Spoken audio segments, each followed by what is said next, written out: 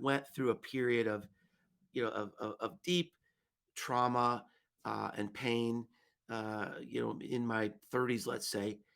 And um, now, when you process it, when you meet other people who are going through something similar, I mean, you've felt those deep emotions, and I wouldn't wish it on anybody.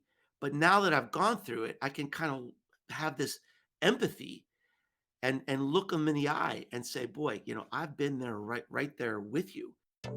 Hey, Nick Nanton here, and thanks for tuning in to Now to Next. I want to make sure you don't miss a single episode of this show on YouTube. So before we continue, be sure to subscribe to our channel and ring the bell to get notified about our latest videos.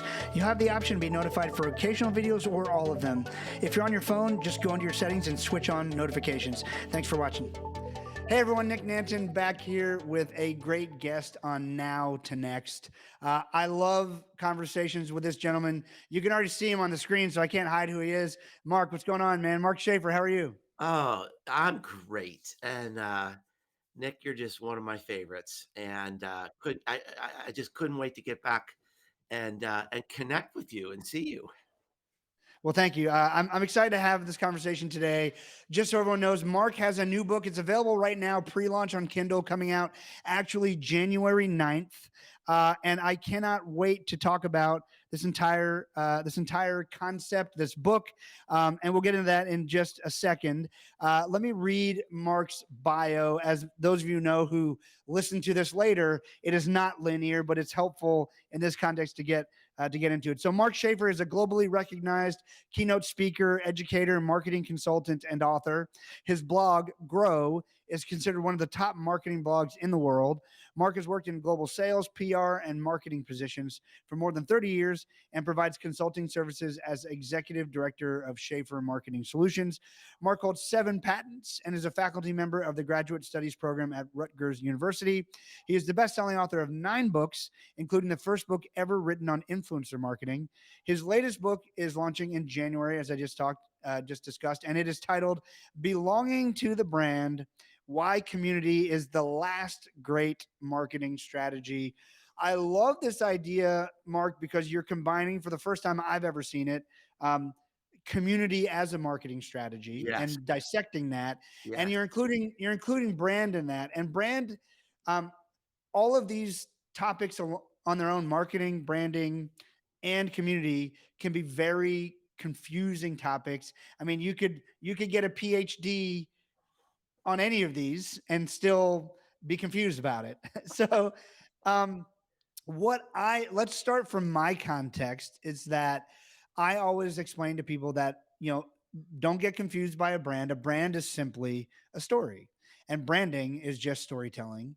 A yes. great brand is a story others want to tell for you. That's how I describe it to think it through. That is fantastic. Well, I like you take and use it.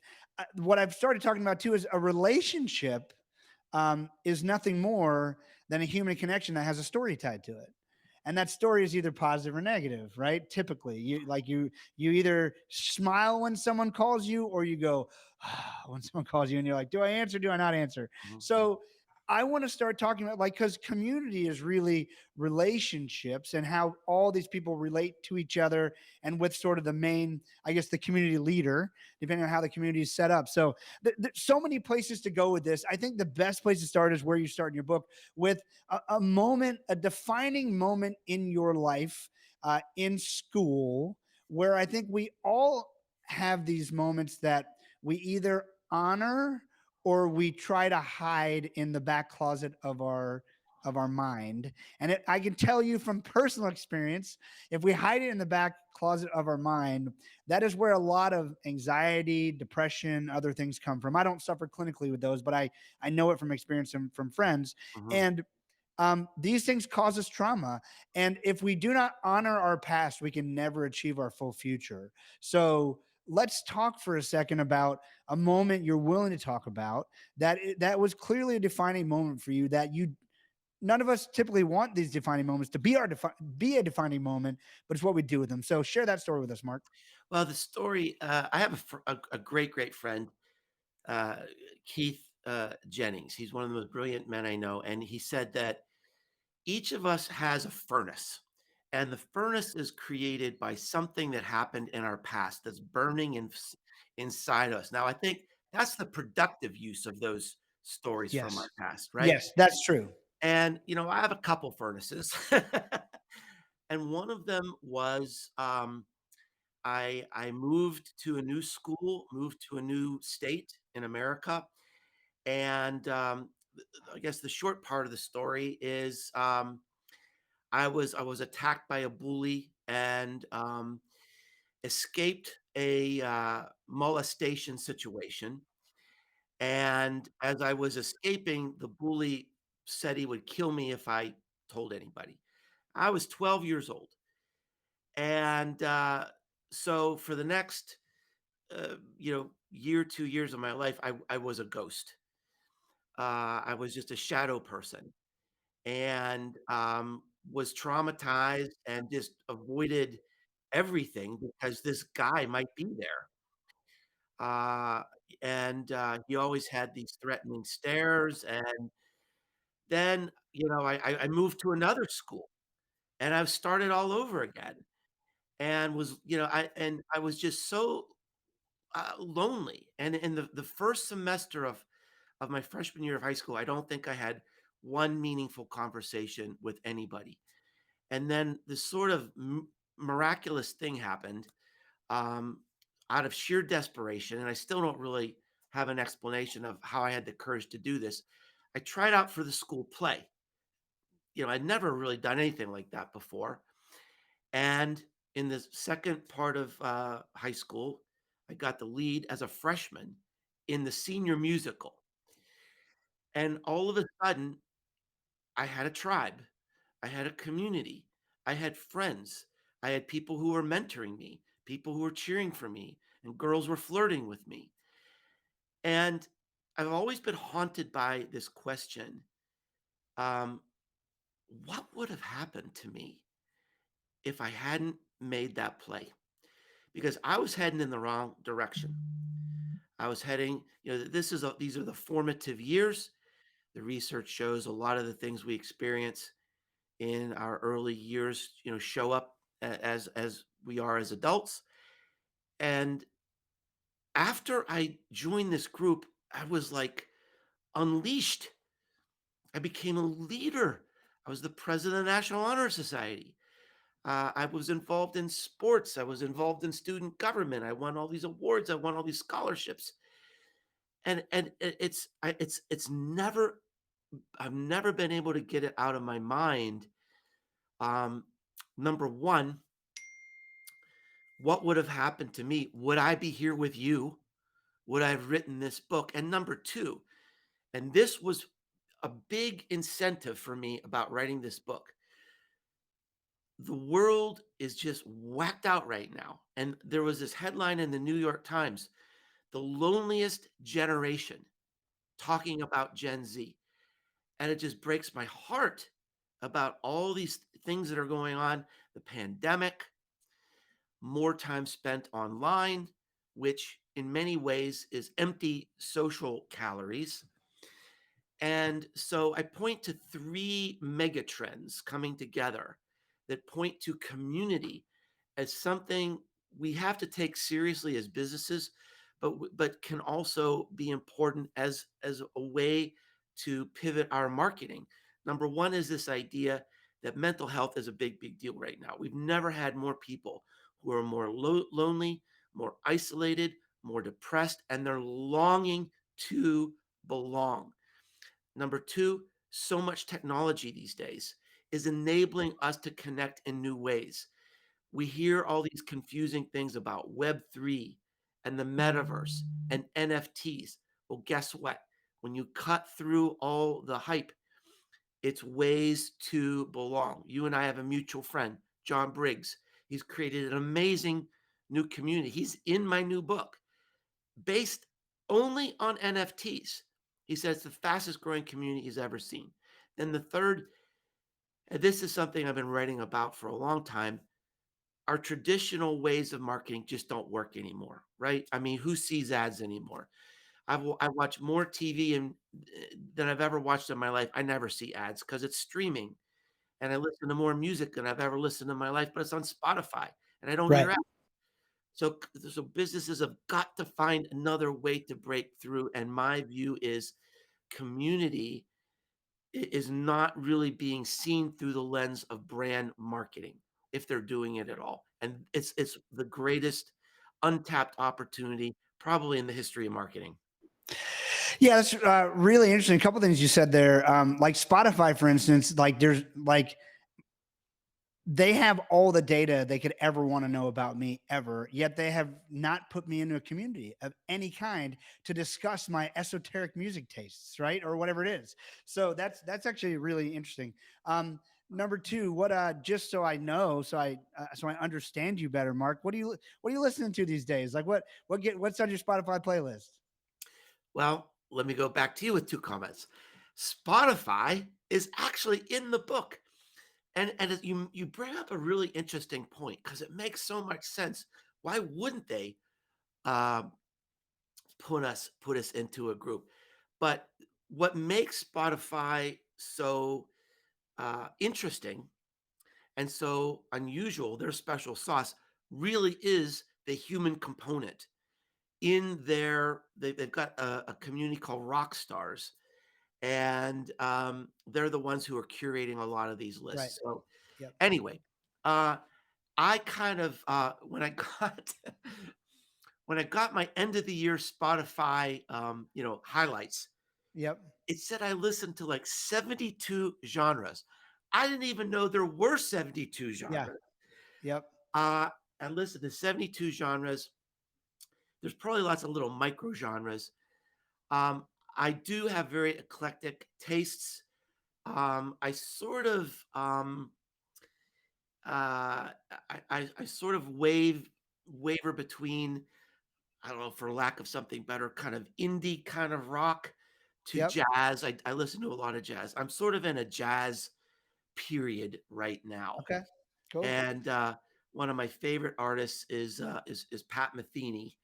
Uh, Okay. a famous collaborator with Sure. him died recently, Lyle Mays, and so it Yeah. kind of stoked my interest in Pat Metheny again. And I'm reading a book over the holidays about his teenage years that helped him become one of the most influential guitarists ever. Cool. Well, I love hearing that. I'm a big guitar fan, big guitar player, so I love it. One of the things I want to stop and talk about. The coolest thing about this now, people watching this or listening to this are gonna, you know, they're gonna separate themselves from you and or me. By the way, in many cases, because they may not have written a book, they may not have ever hosted a podcast or been a podcast guest, and I always want to bridge these gaps. And one of the things I think is so amazing about what you have done here is that you took the time to honor a story that many in their life would have just been like, oh, that's not a big deal. I actually didn't get molested, or no one died, or I didn't like it's like there's this military guilt I talk about all the time where someone who didn't get deployed is like really feels uneasy about when you tell them thank you for their service because they didn't get deployed, and someone who deployed and never went outside the wire and saw gunfire, they're like, no, I never saw gunfire. And the one who didn't get shot, it's like, no, he got shot, I didn't. And the one who got shot, it's like, oh, I didn't die, that guy died, I didn't. So Yeah. like, there's just like we're never quite good enough in the levels we set and these ideals that we set. And so one of the things I think is really important for people to understand is you need to process through this stuff because it's not what actually happened in a lot of cases. Now, that's I don't want that to be a call of danger, make up what happened, because that's not what I'm saying. That's dangerous. But it's not the cut and dry of what happened. It's how you emotionally process what happened. And what happened to you clearly was traumatic enough for you to go into a shell for 2 years, right? And something way less than that might have set someone else off, and something way more than that might set someone else off. So I just really want to take the moment to just tell people who are listening, if there's something that is bothering you from your past, but you don't feel like it's significant enough or you're significant enough, don't do that to yourself.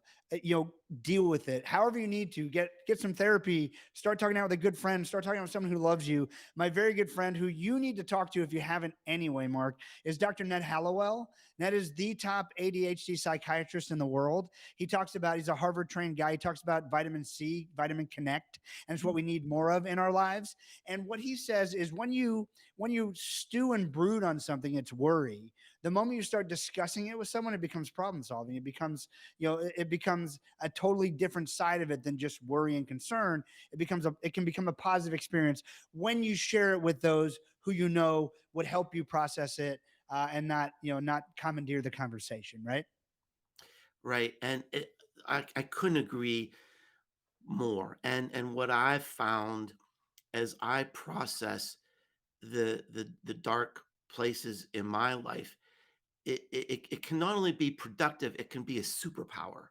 So let me just give you an example. I went through a period of of deep trauma and pain, in my 30s, let's say. And um, now, when you process it, when you meet other people who are going through something similar, I mean, you've felt those deep emotions, and I wouldn't wish it on anybody. But now that I've gone through it, I can kind of have this empathy and look them in the eye and say, "Boy, I've been there, right there with you. Let me just listen to you and let me just be here for you."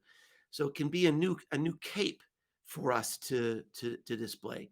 And I think already, you mentioned that the Kindle book has just come out.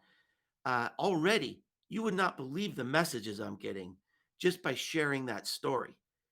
And people are saying, "Wow, this story tipped something off for me, that something happened to me in those days, and I really haven't processed it."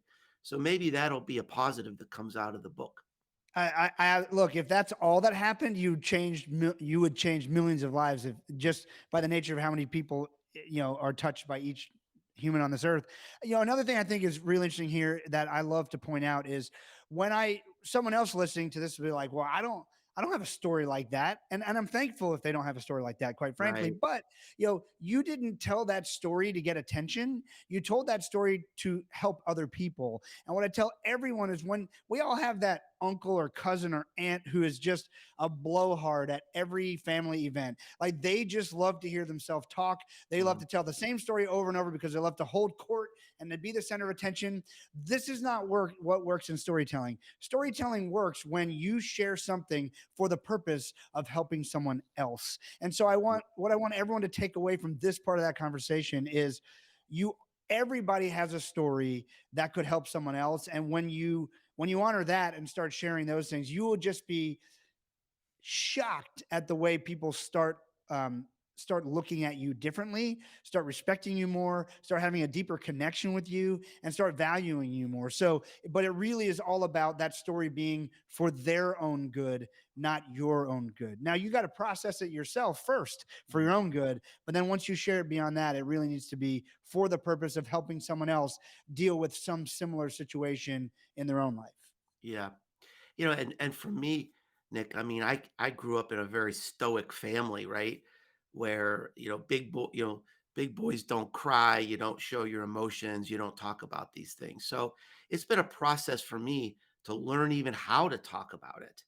Yeah. And for me, the purpose of sort of putting that into this narrative is to establish a connection with my reader to say, look, I've lived through this, and this is kind of one of the reasons why I'm writing this book, because it's such a problem in the world right now. I mean, I think this whole idea of mental health is going to be a megatrend for at least the next decade.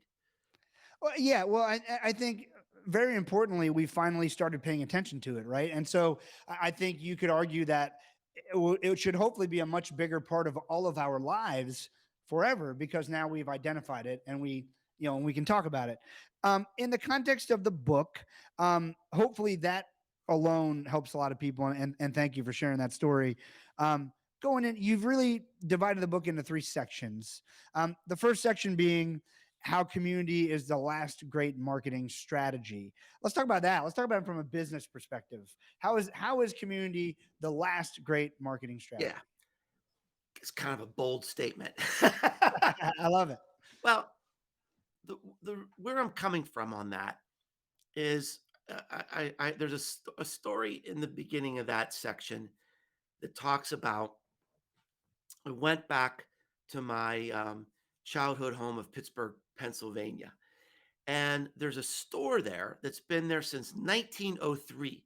My grandfather used to shop there, and you walk into the store, it still has the same old wood floors, and all the signs are handwritten, and they've got a glass case that's like 30 feet long that has 400 different kinds of cheese. People have been coming there for more than a century, and this I'm standing there just watching this thing unfold, and this lady comes up to the counter, and the lady behind the counter knows her, and they start talking about their families. She said her husband had a fall, and the lady behind the counter says, "Oh, you know what? I We just got in his favorite. Let me wrap up a little special, something special for him." And they chatted for a while, and then the customer didn't leave the store.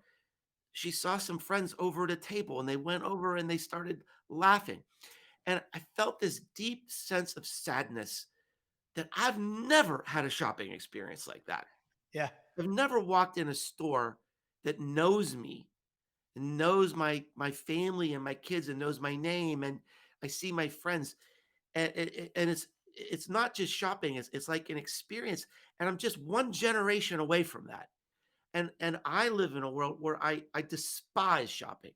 It gives me anxiety. And that's why I say this is the last great marketing strategy, because it's the first marketing strategy.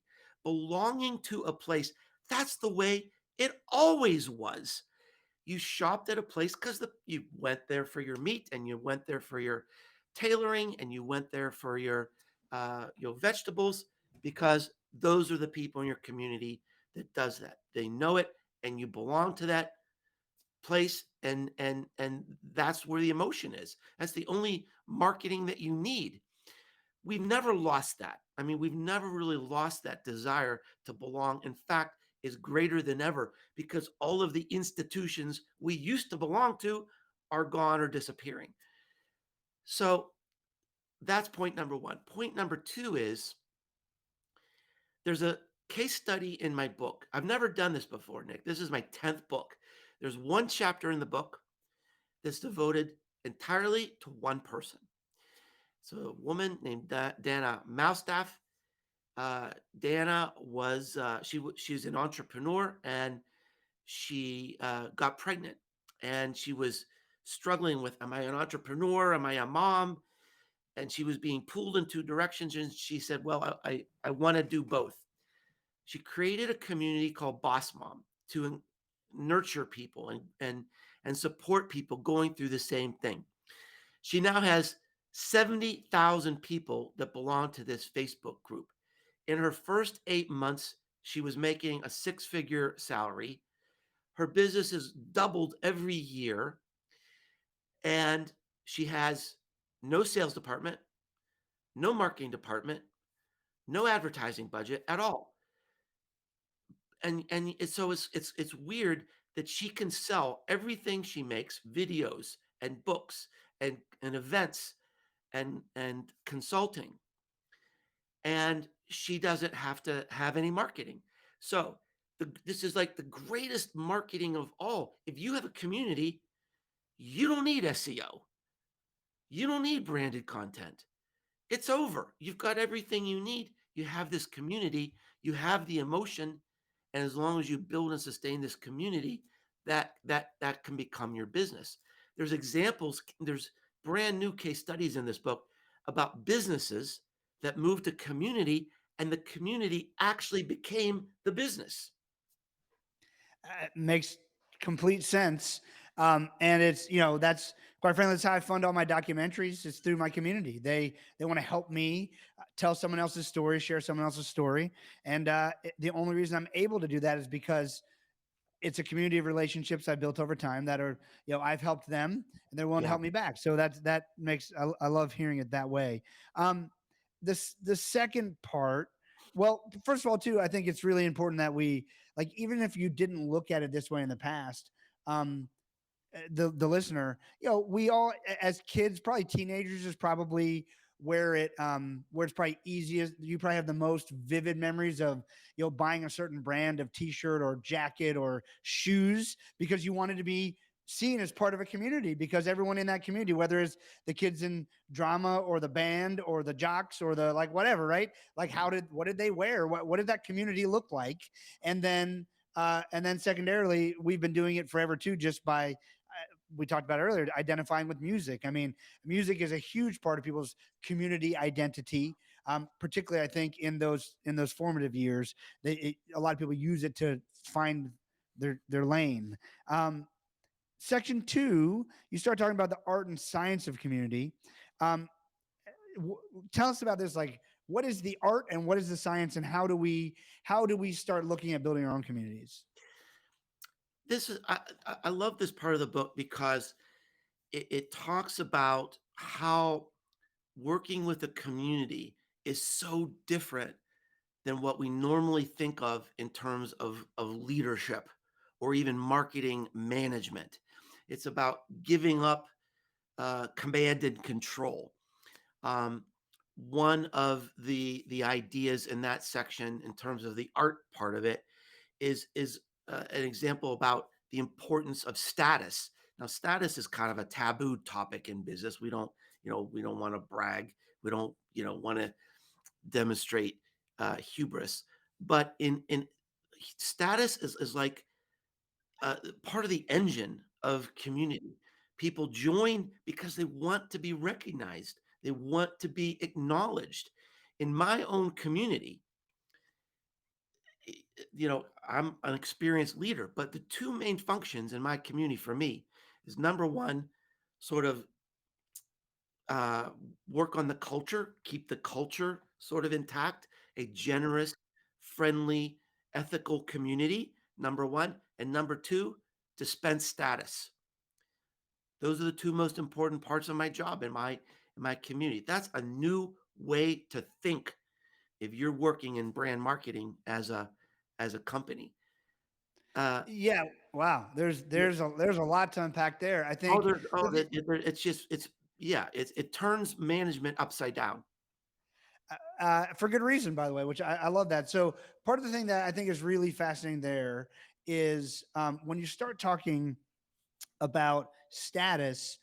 I I like talking from the point of view of, like, sure, with humility and everything else, like, nobody wants to talk about it, but, like, if you do the right things for people and you treat them correctly, and one of my mentors, Dan Sullivan, says if you want to build a big business, you got to do three things: show up on time, do what you say you're going to do, and say please and thank you. So, like, if you do those things, you'll have more business than you can handle. Like, you really will.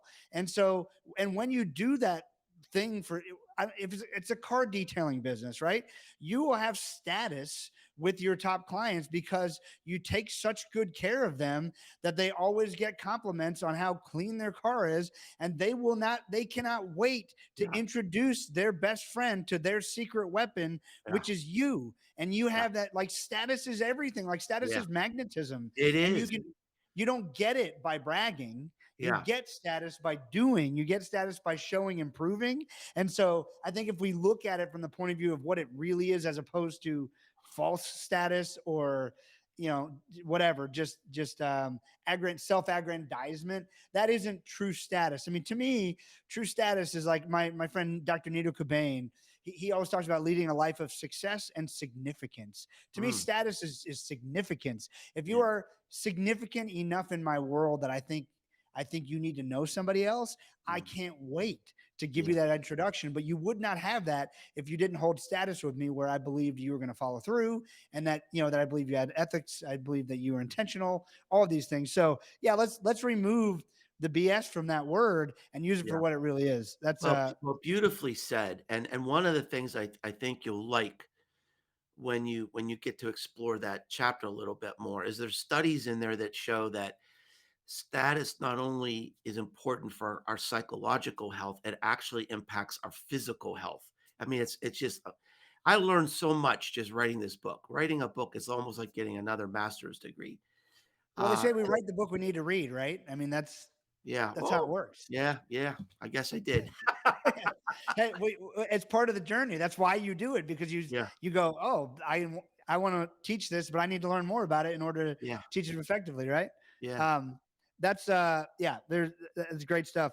The so all right, so now that we've sort of flipped this thing on its head, as opposed to um old school business, for the most part, it's hard to generalize anything, would be essentially um let me lead you and tell you what you need to do, which there's an element of that in leadership, but it sounds to me like there's a second layer here in community where it's, and I'm also going to listen to you and yeah. see what it is that you say you need and make sure that I'm taking care of what it is you actually need.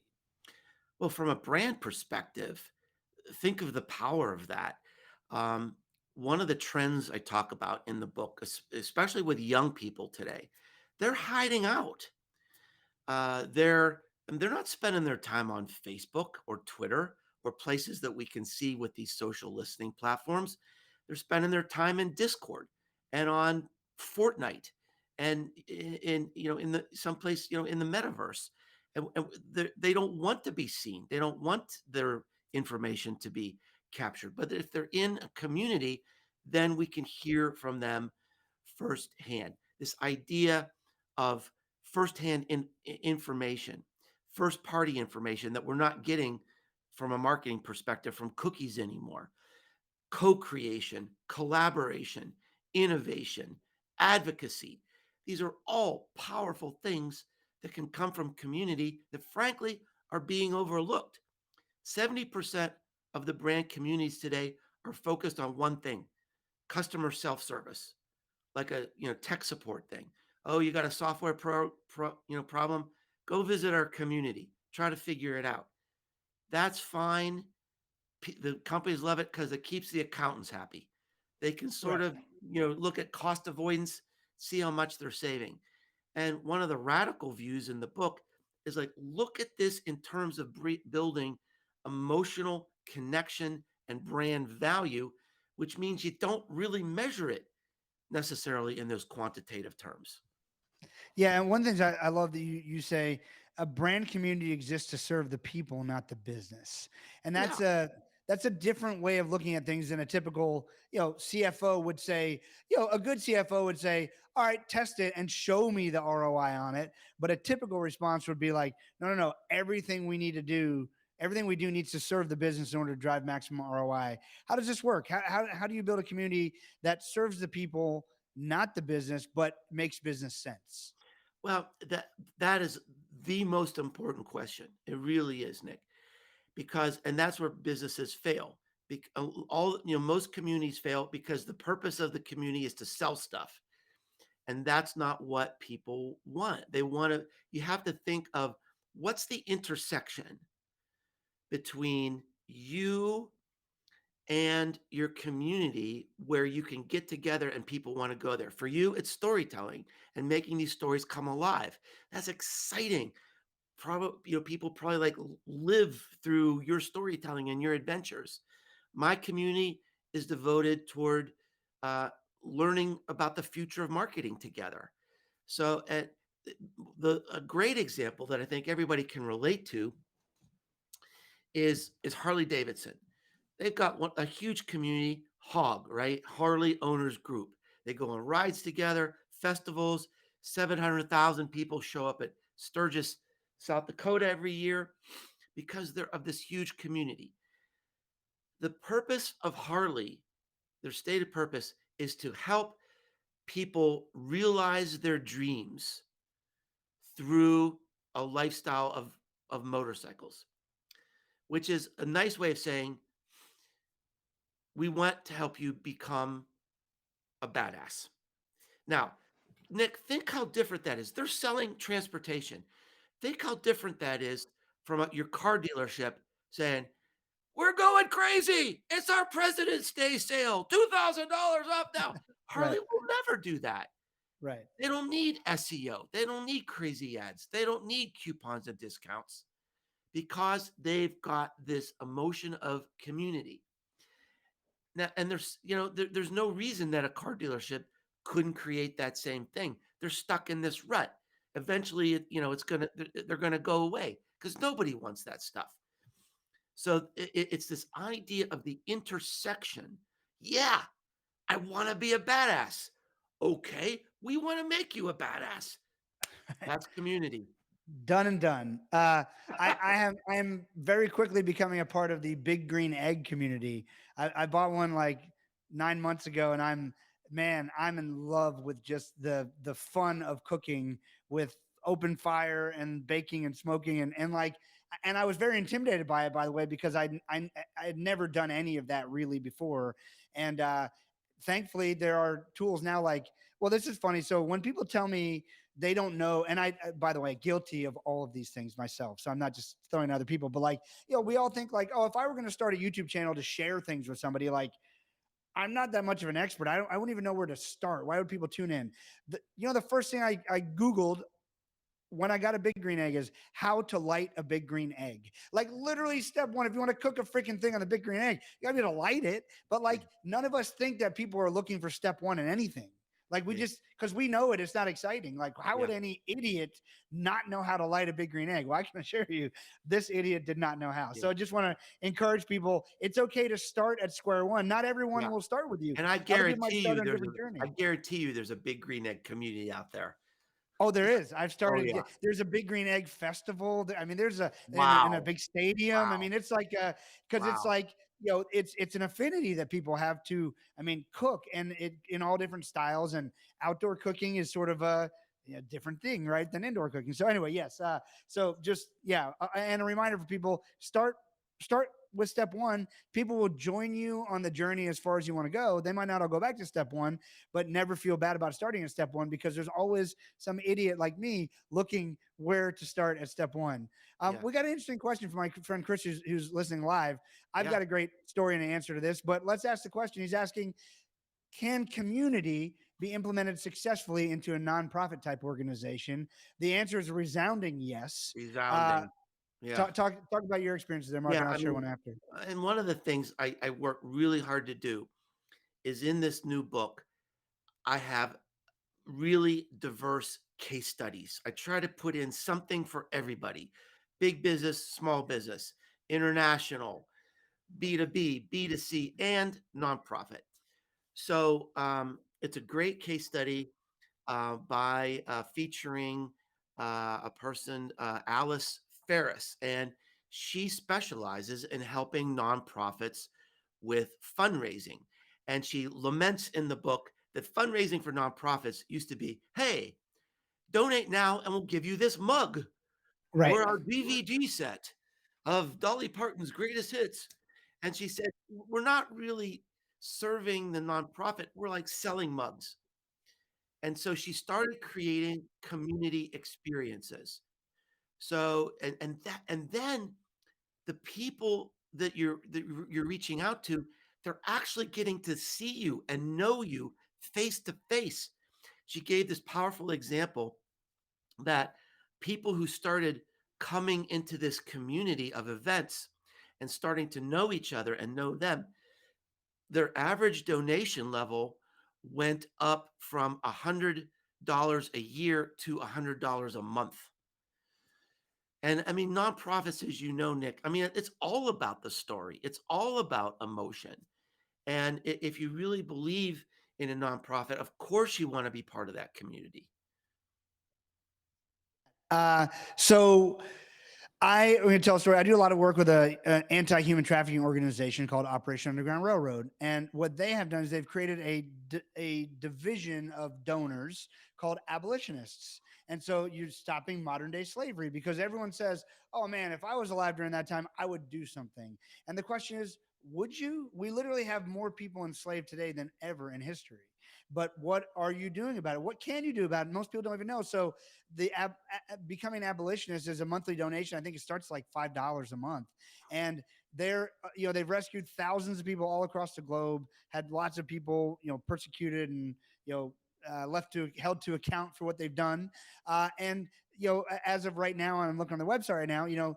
They say that the monthly donations from their abolitionist club covers 35% of all the operations and aftercare efforts. Mm. So they're showing the significance of it, even if it's just $5 or $7 a month or whatever it is. And then they give benefits for being in the abolitionist club. You get exclusive stories, get discounts on their merchandise, which people wear because they want people to know they're part of the community. Like if I wear an Operation Underground Railroad t-shirt or hat, I have people stopping me literally at malls, soccer games. They are part of the community, and there's other things that go along with it too. But yes, I think community is the best. I mean, you make the whole case for it in the book, but like there's nothing you could do better for a nonprofit than build a community. Yeah. There's really nothing better that you could do for a for-profit than build a community. So this is why your business exists. And Or sorry, your book exists. let me build on that for a moment, Yeah, because please. I think this will help. This idea will help a lot of people listening, um, especially if they're in a nonprofit. Here's what I see, Nick. A lot of businesses and nonprofits, especially, are stuck on like social media. So social media is cool because you can connect to people who might not have ever heard of you before, but it's not really a strong relational link. You're putting content into the world. It's like throwing a message in a bottle in the ocean. You don't know if people are seeing it or not. The second stage is sort of like what you're doing. You create a streaming show, a podcast, you create films. Now you're creating content people can buy into. That's a stronger emotional connection, but in a way, it's still it's an audience. It's a cult of personality. So if you would go away, a lot of your shows would go away. Now, community is the third and highest level. In community, you have people who not just care for you, but they care for each other. They start creating, collaborating with each other. They can help you build and help you grow and come up with new ideas. And that is the strongest emotional connection. Marketing and branding is about establishing that emotion, uh, with your fans, with your customers. So that's the strongest opportunity that we have. Couldn't agree more. All right. Since we don't have hours to discuss this, which I wish we did, we're coming to the end of our time here together. Section 3, the next community, where community will go in the future. Share some insight from that. And by the way, just to remind everybody, this is all from Mark's new book that is available on Kindle now, coming out January 9th. To the hardcover, I imagine, and softcover world as well. The title is Belonging to the Brand: Why Community is the Last Great Marketing Strategy. Make sure you pick up a copy of that book. Let's support Mark as our community does. Mark, tell us the answer to the big question of where's it going next so we know where to look and what to do. Well, two big things, and we sort of already kind of hinted at both of those. Number one is today most communities, it might be a Facebook group or a Slack channel or a LinkedIn group or a Twitter chat or something like that. There's going to be just massive opportunities for community through Web3, tokenized economies, NFTs, metaverse. Even artificial intelligence is going to have a role in building communities in the future. So there's a chapter dedicated to just getting people to start thinking about how the world is starting to enable new types of community through technology. Now, so there's a technological component. There's also a sociological component. We also hinted at this, and it is this: young people today are not joining communities in what we would characterize as normal ways. They're hiding out in digital campfires all over the web. And so this presents a special challenge for brands. How do we find those people? How do we connect with those people? And I mean, this is going to be a massive challenge for business and marketers going forward. So those are really the two big factors They're going to be forging new types of communities in the future. And then the last chapter in the book is sort of ties a ribbon on the book. I started chapter one with this story of how I was a lonely kid, and I end the book with a story about my own community and how this has just reignited me and re-energized me, and has connected me to friends all over the world. So it's kind of a nice emotional crescendo to the book. I love it. Well, Mark, always love speaking with you, man. It always goes places I don't expect, and that's why I love it. I love the work that you do and how much heart you put into it. I really encourage everybody here to connect with Mark online, Mark Schaefer, and check out the book "Belonging to the Brand: Why Community is the Last Great Marketing Strategy." I couldn't agree more with everything we discussed here. And as I study the book further, I'm sure there's more I'm going to learn. Mark, anything, anywhere you want people to go, anything you want to do, particularly other than just check out the book? Well, you can find everything about me at Businesses Grow. It's hard to remember Schaefer because there's so many ways to spell it. Right. Um, but Businesses Grow. My blog is there, my podcast, my social media connections. I follow everybody back on LinkedIn and Twitter. And if there is still a Twitter, that remains to be seen. That's a discussion for another show, Nick. Yes, it Uh, is. and you can find my books there. My all this is my 10th book.